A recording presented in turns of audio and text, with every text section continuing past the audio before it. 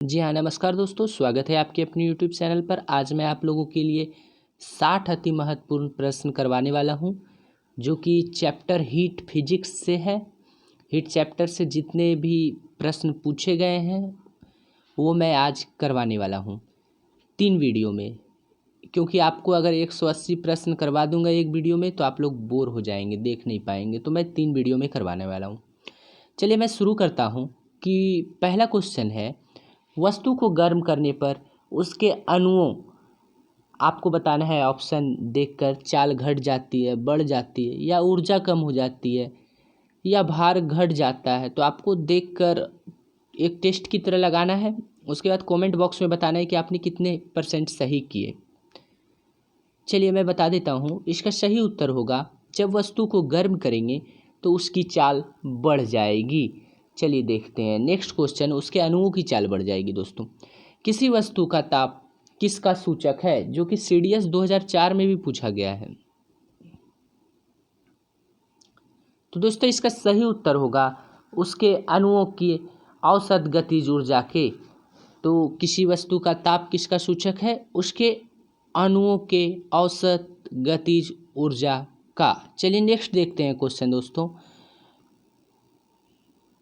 वस्तु का ताप सूचित करता है कि संपर्क करने पर ऊष्मा,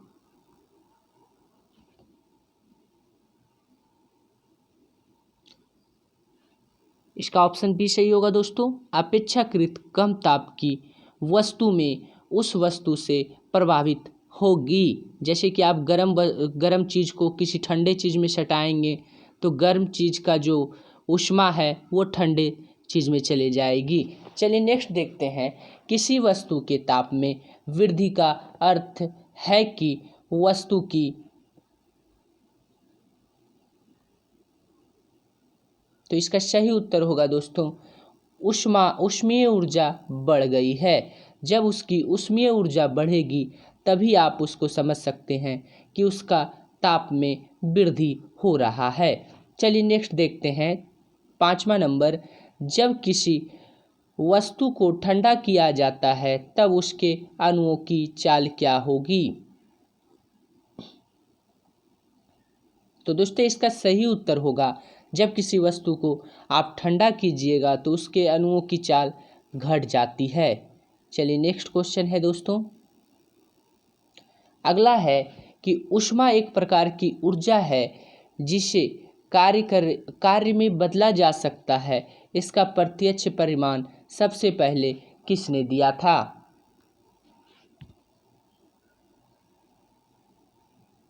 जी हाँ दोस्तों, इसका सही उत्तर होगा रमफोर्ड, ऑप्शन बी सही होगा। चलिए नेक्स्ट देखते हैं, किस वैज्ञानिक ने सर्वप्रथम बर्फ के 2 टुकड़ों को आपस में घिसकर पिघला दिया।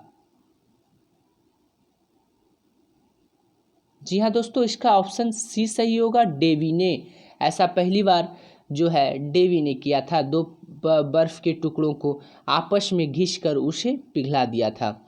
चलिए देखते हैं दोस्तों, जब कभी कार्य ऊष्मा में बदलता है, कार्य ऊष्मा में बदलता है या ऊष्मा कार्य में बदलती है, तो किए गए कार्य व उत्पन्न ऊष्मा का अनुपात एक स्थिरांक होता है जिसे ऊष्मा का यांत्रिक तुल्यांक कहते हैं। इसका मान होता है,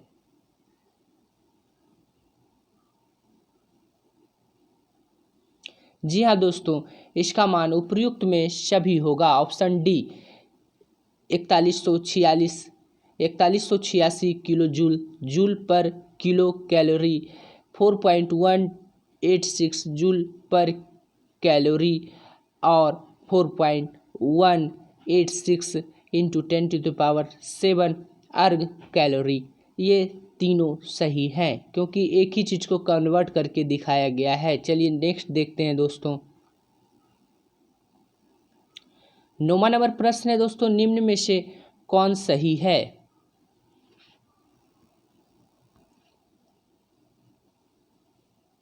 तो इसका सही उत्तर होगा दोस्तों J equal to W/Q, W equal to JQ होता है दोस्तों, तो J इक्वल टू W/Q। चलिए नेक्स्ट क्वेश्चन देखते हैं दोस्तों, जब कुछ पानी का लगातार मंथन किया जाता है तब उसका ताप बढ़ जाता है। इस क्रिया में क्या होता है आपको बताना है। तो इसका सही उत्तर होगा दोस्तों ऑप्शन सी, यांत्रिक ऊर्जा का रूपांतरण जो है ऊष्मीय ऊर्जा में हो जाता है। चलिए नेक्स्ट देखते हैं।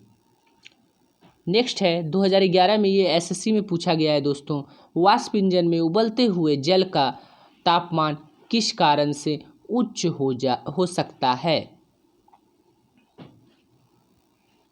तो इसका सही उत्तर होगा दोस्तों ऑप्शन नंबर सी, बॉयलर के अंदर उच्च दाब होता है, इस कारण से वाष्प इंजन में उबलते हुए जल का तापमान उच्च हो सकता है। चलिए नेक्स्ट देखते हैं। शीतकाल में हैंडपंप का पानी गर्म होता है क्योंकि 2011 में पूछा गया है दोस्तों एसएससी में। तो इसका सही उत्तर होगा दोस्तों बी, ऑप्शन बी, पृथ्वी के भीतर तापमान वायुमंडल के तापमान से अधिक होने के कारण ऐसा होता है। चलिए नेक्स्ट क्वेश्चन देखा जाए दोस्तों कि एसआई सिस्टम में तापमान की इकाई क्या है। बिल्कुल आसान है, आपको बताना है। तो एसआई सिस्टम में तापमान की इकाई केल्विन है। चलिए नेक्स्ट देखते हैं दोस्तों, इनमें से कौन ऊष्मा का मात्रक नहीं है। आपको बताना है कि इनमें से कौन ऊष्मा का मात्रक नहीं है।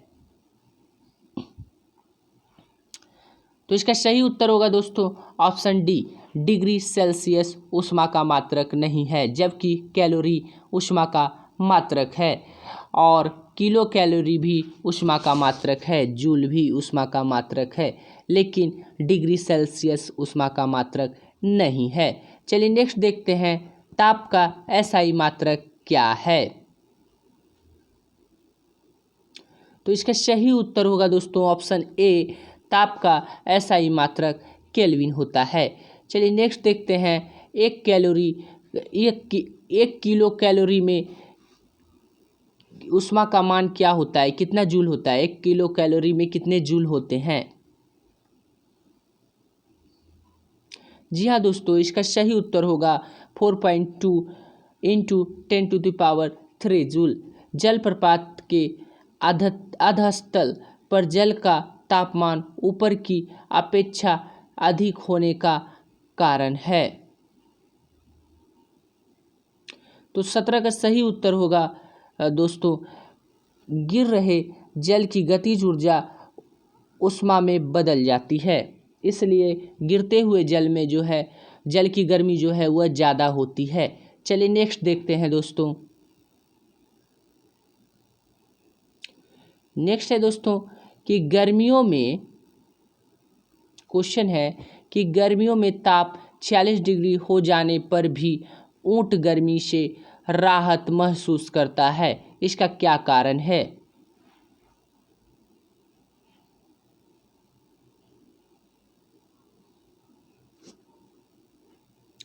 तो इसका सही उत्तर होगा दोस्तों, आपको बताना है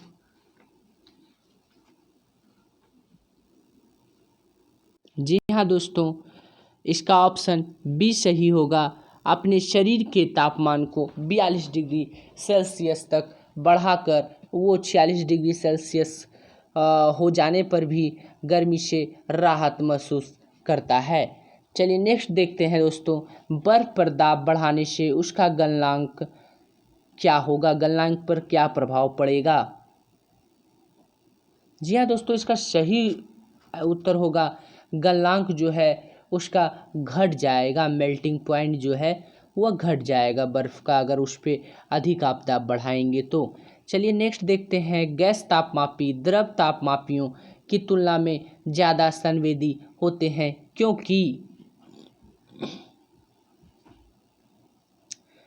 क्योंकि ऑप्शन इसका बी सही होगा, ऑप्शन बी सही होगा, क्योंकि गैस तापमापी द्रव तापमापी की तुलना में ज़्यादा संवेदी होते हैं, क्योंकि गैस का प्रसार गुणांक अधिक होता है, गैस का प्रसार गुणांक अधिक होता है। चलिए नेक्स्ट देखते हैं, ये एसएससी में भी पूछा गया है दोस्तों, ताप युग्म तापमापी किस सिद्धांत पर आधारित है? तो इसका सही उत्तर होगा दोस्तों ऑप्शन ए, सीबेक के प्रभाव पर आधारित है तापयुग्म तापमापी। चलिए नेक्स्ट देखते हैं, अत्यधिक ऊंचे तापों की माप की जाती है। तो इसका सही उत्तर होगा दोस्तों पूर्ण विकिरण उत्तापमापी से की जाती है, जैसे कि आपका पैरोमीटर। तो अत्यधिक उच्च तापों की माप की जाती है पूर्ण विकिरण उत्तापमापी से की जाती है।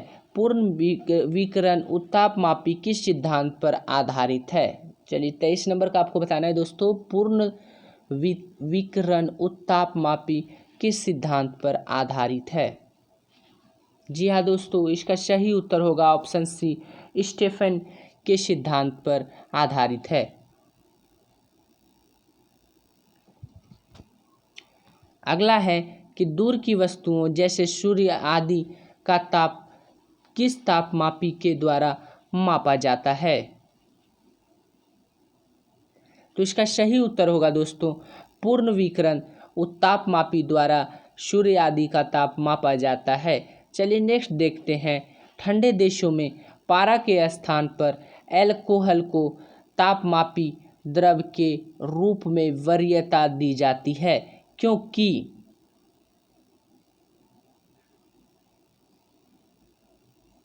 तो इसका सही उत्तर होगा दोस्तों ऑप्शन ए, अल्कोहल का द्रवांक निम्न स्तर होता है, इसलिए ठंडे देशों में पारा के स्थान पर अल्कोहल को तापमापी द्रव के रूप में वरीयता दी जाती है। चलिए नेक्स्ट देखते हैं, विकिरण पैरोमीटर से कितना तापक्रम नापा जाता है?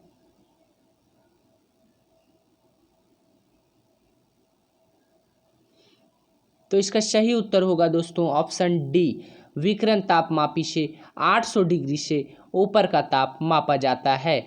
अगला क्या है कि थर्मोकपल तापयुग्मक द्वारा बनाया जाता है?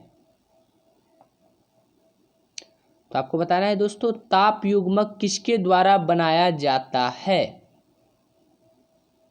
जी हाँ दोस्तों, इसका सही उत्तर होगा दो असदृश धातुओं के द्वारा तापयुग्मक बनाया जाता है। तो दोस्तों अभी मैं आपको ऑब्जेक्टिव सिर्फ कराऊंगा, अगर आप कहेंगे तो मैं सब्जेक्टिव भी कराऊंगा दोस्तों, और उसमें एक एक टॉपिक को मैं समझाऊंगा, क्योंकि इसमें वीडियो लंबा हो जाएगा, इस कारण मैं सिर्फ ऑब्जेक्टिव करा रहा हूँ, जिससे कि आपका प्रैक्टिस हो जाए।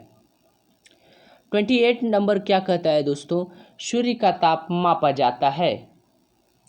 तो आपको बताना है कि सूर्य का ताप किससे मापा जाता है। तो दोस्तों इसका ऑप्शन नंबर सी सही होगा। जितने भी ज़्यादा ऊंचे तापमान को अगर मापना हो तो उसको मापने के लिए पैरोमीटर का प्रयोग करते हैं। तो पैरोमीटर तापमापी के द्वारा सूर्य का ताप मापा जाता है। चलिए देखते हैं अगला क्वेश्चन, निम्नलिखित तापमापियों में से किसे पैरोमीटर कहा जाता है? तो इसका सही उत्तर होगा दोस्तों विकिरण तापमापी को पैरोमीटर कहा जाता है, जो कि यूपीपीसीएस 2016 में भी पूछा गया है। बहुत ही इंपॉर्टेंट क्वेश्चन है दोस्तों, ये सब ध्यान से देखिएगा जरूर। चलिए नेक्स्ट देखते हैं 30 नंबर क्या कहता है, निम्न में से कौन सही है? आपको बताना है कि इनमें से कौन सही है। जी हाँ दोस्तों, इसका ऑप्शन बी सही है, F-32/9 इक्वल टू C/5। तो आप ऐसा कर सकते हैं दोस्तों, अगर आपको कन्फ्यूजन हो रहा है तो आप ऐसा करेंगे कि F-32 लिख देंगे, उसके बाद बाय 180, क्योंकि 180 भागों में फ़ारेनहाइट को बांटा गया है, इक्वल टू, अगर सेल्सियस में निकालना है तो C/100 आप कर दीजिए। ठीक है दोस्तों, C-0/100। ओके नेक्स्ट देखते हैं दोस्तों कि अगला क्या है कि सेल्सियस मापक्रम पर जल के क्वथनांक तथा हिमांक होते हैं। तो दोस्तों इसका सही उत्तर होगा कि पहले क्वथनांक बोला है, तो क्वथनांक 100 डिग्री सेल्सियस होता है, और फ्रीजिंग पॉइंट फिर बोला है तो वह 0 डिग्री सेल्सियस होता है। तो इसका ऑप्शन बी सही होगा। चलिए नेक्स्ट देखते हैं दोस्तों कि आपको बताना है ताप के सेल्सियस पैमाने पर परम शून्य ताप होता है। तो इसका सही उत्तर होगा दोस्तों -273 डिग्री सेल्सियस। तो ताप के सेल्सियस पैमाने पर परम शून्य होता है। तो इसका सही उत्तर होगा दोस्तों -273 डिग्री सेल्सियस। चलिए नेक्स्ट देखते हैं दोस्तों केल्विन मान से मानव शरीर का सामान्य ताप है। तो केल्विन मान में जो है मानव शरीर का सामान्य ताप ऑप्शन डी सही होगा 310 केल्विन। और सेंटीग्रेड में कितना होगा दोस्तों 37 डिग्री सेंटीग्रेड। ठीक है दोस्तों, चलिए याद रखिएगा कौन सा तापमान सेंटीग्रेड और फ़ारेनहाइट दोनों मापक्रमों में एक समान होता है। जी हाँ दोस्तों, इसका सही उत्तर होगा -40 डिग्री। तो ऑप्शन डी इसका सही होगा कि ये जो है कौन सा तापक्रम सेंटीग्रेड और फ़ारेनहाइट दोनों मापक्रमों में एक समान होता है। तो आपको लगाना है -40 डिग्री। एसएससी में भी बहुत बार पूछा गया है दोस्तों। 35 नंबर क्वेश्चन क्या कहता है दोस्तों कि न्यूनतम संभव ताप है। तो आपको बताना है कि न्यूनतम संभव ताप इनमें से कौन है। जी हाँ दोस्तों, आपने सही चुना है अगर आपने ऑप्शन ए चुना है -273 डिग्री। चलिए नेक्स्ट देखते हैं दोस्तों फ़ारेनहाइट स्केल पर किसी वस्तु का ताप 212 डिग्री फ़ारेनहाइट है तो सेल्सियस पैमाने पर उस वस्तु का ताप होगा।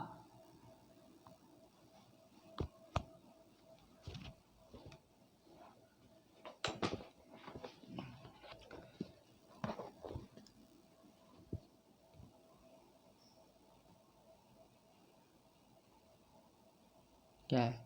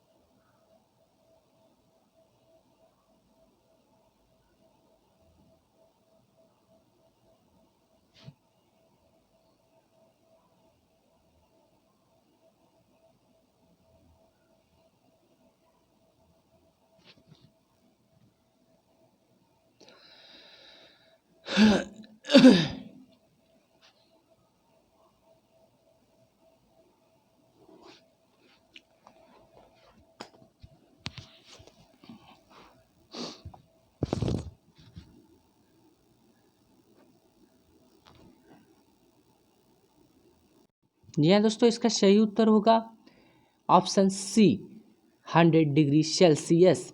चलिए नेक्स्ट देखते हैं दोस्तों सेल्सियस पैमाने का 0 डिग्री सेल्सियस फ़ारेनहाइट स्केल में कितने डिग्री के बराबर होगा। जी हाँ दोस्तों, इसका सही उत्तर होगा ऑप्शन नंबर बी 32 डिग्री। चलिए नेक्स्ट क्वेश्चन देखते हैं दोस्तों मानव शरीर का तापक्रम 98.4 डिग्री फ़ारेनहाइट है, इसके बराबर डिग्री सेल्सियस में कितना होगा। तो दोस्तों ये न्यूमेरिकल्स बेस्ड है, आप इसे बना के देखिएगा ज़रूर। तो इसका सही उत्तर होगा ऑप्शन बी 36.89। चलिए नेक्स्ट देखते हैं दोस्तों फ़ारेनहाइट मापक्रम पर सामान्य वायुमंडलीय दाब पर उबलते पानी का ताप होता है।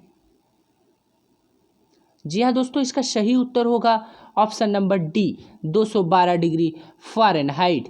चलिए नेक्स्ट देखते हैं दोस्तों, दिल्ली में जल का क्वथनांक 100 डिग्री सेल्सियस है तो मंसूरी में जल का तापमान क्या होगा? तो इसका सही उत्तर होगा दोस्तों 100 डिग्री सेल्सियस, सभी जगह पे समान रहेगा।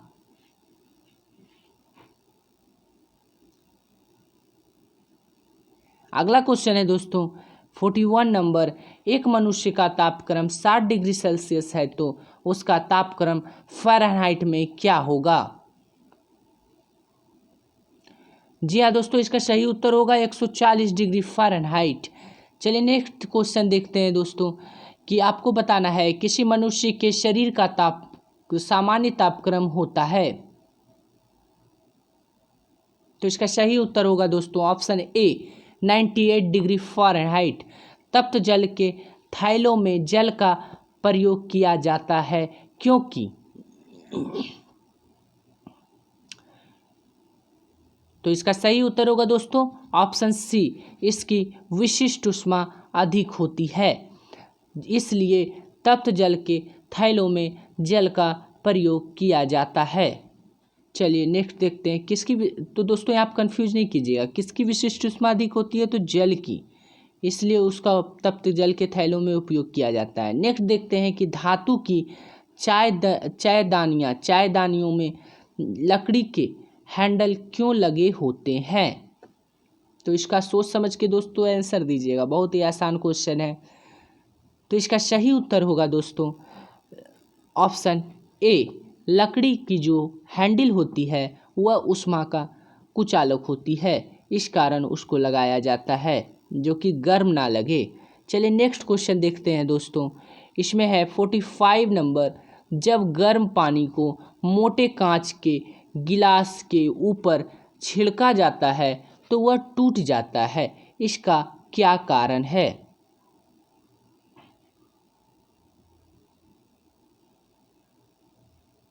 तो इसका सही उत्तर होगा दोस्तों ऑप्शन ए, अचानक ही गिलास विस्तारित हो जाता है। और आपको बहुत सारे बुक में ऐसा भी मिलेगा कि उसका जो है जब आप गर्म पानी किसी कांच पे गिराते हैं तो वह चिटक जाता है, क्योंकि गर्म पानी का जो दबाव ज़्यादा बनता है, इस कारण भी होता है। बहुत सारी किताबों में आपको दोस्तों ऐसा भी मिलेगा, तो आप ऑप्शन देख के उसको कर सकते हैं। चलिए नेक्स्ट क्वेश्चन देखते हैं दोस्तों, पानी का घनत्व किस ताप पर अधिकतम होता है? जी हाँ दोस्तों, इसका सही उत्तर होगा 4 डिग्री सेल्सियस पर जो है पानी का घनत्व अधिकतम होता है। जब अगला क्वेश्चन है दोस्तों 47 नंबर, जब बर्फ़ को 0 डिग्री सेल्सियस से 10 डिग्री सेल्सियस तक गर्म किया जाता है तो जल की आयतन,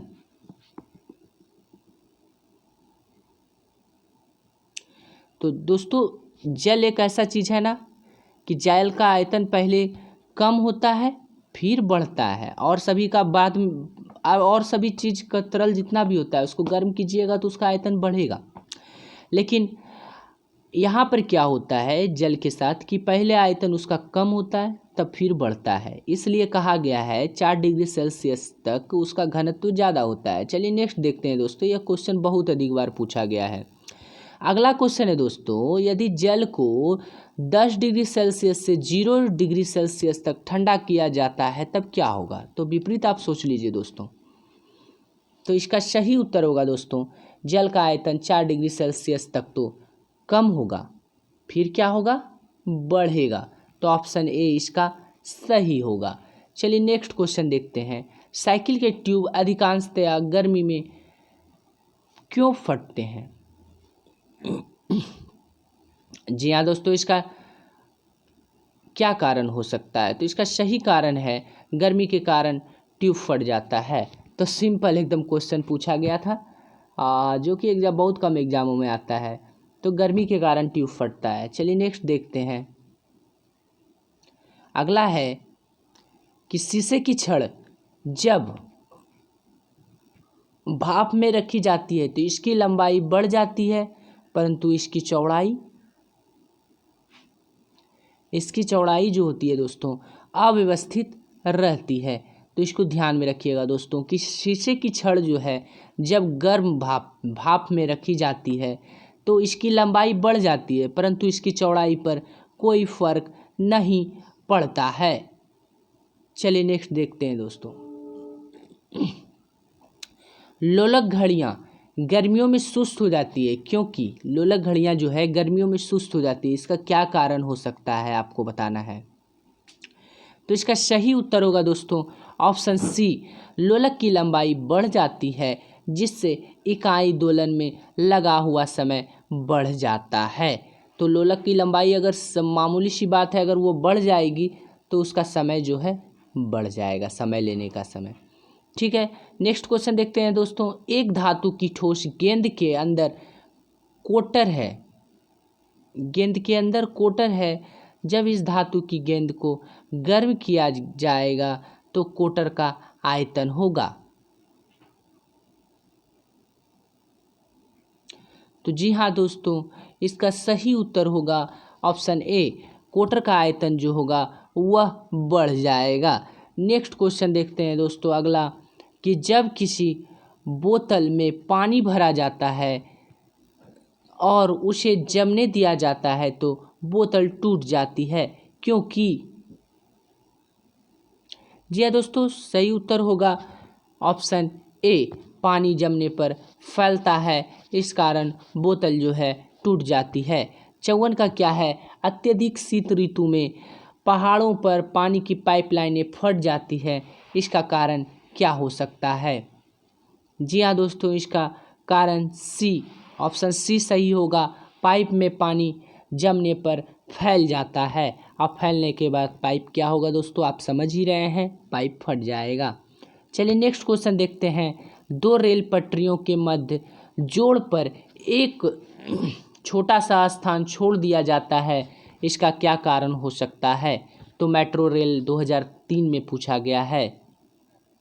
तो इसका सही उत्तर होगा दोस्तों ऑप्शन बी, क्योंकि क्योंकि धातु गर्म करने पर फैलती है तथा ठंडे करने पर संकुचित हो जाती है, इसलिए वहां पर स्थान छोड़ दिया जाता है। दो रेल पटरियों के मध्य जोड़ पर एक छोटा सा स्थान छोड़ दिया जाता है, नहीं तो ऐसा नहीं करने से गर्म होगा, फैलेगा और वो टूट जाएगा, इस कारण ऐसा किया जाता है। चलिए, किसी झील की सतह पर पानी बस जमने ही वाला है, झील के अधः स्थल में जल का क्या तापमान होगा। जी हाँ दोस्तों, इसका सही उत्तर होगा option D, 4 degree Celsius, 4 degree Celsius. चलिए नेक्स्ट क्वेश्चन देखते हैं दोस्तों अगला, कि शीतकाल में जब, सेम क्वेश्चन है दोस्तों, शीतकाल में जब ठंड से जम जाता है, बर्फ जो पानी होता है वह ठंड से जम जाता है, तब मछलियाँ और अन्य जलीय जीव कैसे जीवित रहते हैं, तो आपको बताना है। तो इसका सही उत्तर होगा दोस्तों ऑप्शन ए, जीवित रह सकते हैं, क्योंकि जल का केवल ऊपरी परत ही जमता है और निचला परत जो है वो नहीं जम पाता है। चलिए नेक्स्ट देखते हैं, ऊष्मा के संचरण की विधि है। तो आपको बताना है कि ऊष्मा के संचरण की क्या विधि है। तो इसका सही उत्तर होगा दोस्तों उपर्युक्त सभी। ऊष्मा जो है संवहन के द्वारा भी संचारित होती है, चालन द्वारा भी होती है, विकिरण द्वारा भी होती है। ऊष्मा के संचरण की किस विधि में पदार्थ के अणु एक स्थान से दूसरे स्थान तक स्वयं नहीं जाते हैं। तो जी हाँ दोस्तों, इसका सही उत्तर होगा 59 का ए। जी हाँ, 59 का ए, चालन में जो है ऊष्मा के संचरण का जो विधि चालन है, इसमें एक अणु दूसरे स्थान तक जाते हैं। चलिए देखते हैं, द्रवों तथा गैसों में ऊष्मा का स्थानांतरण निम्नलिखित में से किस विधि द्वारा होता है। जी हाँ दोस्तों, इसका सही उत्तर होगा ऑप्शन बी, संवहन विधि द्वारा जो है द्रवों तथा गैसों में ऊष्मा का स्थानांतरण होता है। चलिए दोस्तों, यहीं पर वीडियो को समाप्त करते हैं, फिर दूसरे वीडियो में 60 से आगे बताएंगे, क्योंकि वीडियो बहुत बड़ा हो जाएगा तो आप लोग खुद बोर हो जाएंगे, देख नहीं पाएंगे। चलिए धन्यवाद दोस्तों। अगर आपको अच्छा लगा हो वीडियो तो लाइक एवं सब्सक्राइब जरूर कीजिएगा। अगर कुछ कमी हो तो आप मुझे ज़रूर बताइएगा, आपके कमेंट का मुझे इंतज़ार रहेगा। और आपने कितना क्वेश्चन सही किया वो भी ज़रूर बताइएगा दोस्तों। धन्यवाद।